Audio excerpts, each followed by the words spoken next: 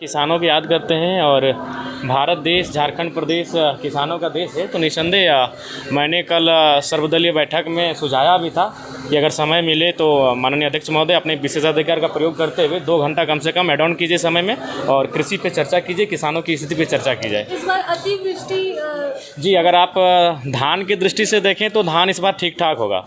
चूँकि धान के लिए इस बार हमें लगता है कि तमाम जो इससे पहले बाद खेत जिसे कहते हैं हम लोग वो परती रहता था, लेकिन इस बार जिस प्रकार बारिश हुई है इस बार बहियार, कनारी या हेर के अलावा बाद में भी धान अच्छा होगा। लेकिन उसके बाद एक प्रभाव ये भी पड़ा है कि आपका मक्का तथा इत्यादि जो बाकी फसल होते हैं उनका नुकसान हुआ है। तो इस पर मैंने कल भी सुझाव दिया था माननीय अध्यक्ष महोदय थे मुख्यमंत्री महोदय को कि 2 घंटा कम से कम मानसून सत्र को कृषि सत्र का नाम दिया जाए और 2 घंटा किसानों पे विशेष चर्चा की जाए। उसके बाद प्रवासी पे चर्चा होगी। विस्थापन आज बहुत बड़ा मुद्दा हो चुका है। रिम्स 2 के नाम पे आप देख रहे हैं रोज़ जो तनावपूर्ण माहौल तैयार हो रहा है इस राज्य में, तो उन सब चीज़ों पे चर्चा होना अति आवश्यक है।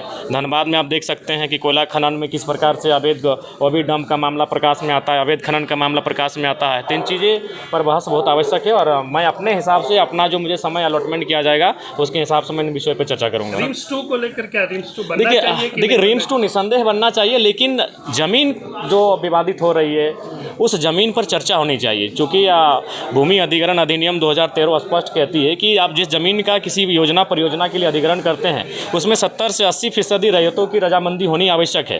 तो अगर रैयत रजामंदी करते हैं तो ठीक है, नहीं तो आप आसपास में बहुत सारी ऐसी जगह है जो सरकारी ज़मीनें हैं या फिर जीएम की ऐसी ज़मीनें हैं जो रैयतों का रैयतों के अधीन ना होकर सरकार के अधीन है, तो उन ज़मीनों पर आप चर्चा कर सकते हैं। उन ज़मीनों पर रिम्स 2 होना चाहिए, रिम्स 3 भी होना चाहिए।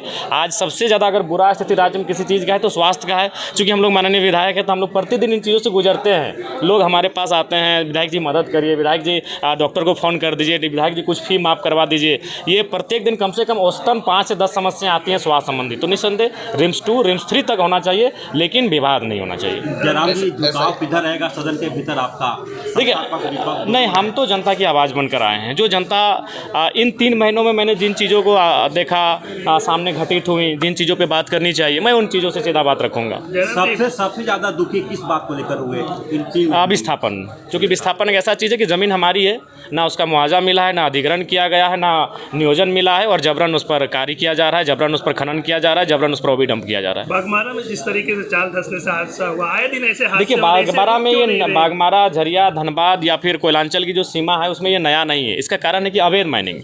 तो इसके लिए कहीं ना कहीं सरकार के जो खासम लोग हैं उनका संरक्षण प्राप्त है। आप एक ज़िले में जहां कई IAS IPS हैं, अगर वहां इस प्रकार का कार्य होता है और उनके माने जानकारी में नहीं है, ये तो हो ही नहीं सकता है। तो हमें लगता है कि इस पर मानवता का भी ध्यान रखना चाहिए। हर चीज़ पूंजी और मुनाफा नहीं होता है। जिस प्रकार लोगों की जानें चली जा रही हैं और उस पर कार्रवाई तक नहीं होती है, ये बहुत ही दुर्भाग्यपूर्ण है। जी, 7 तारीख से मुखिया लोग, जनप्रतिनिधि विधानसभा को घेरने आ रहे हैं।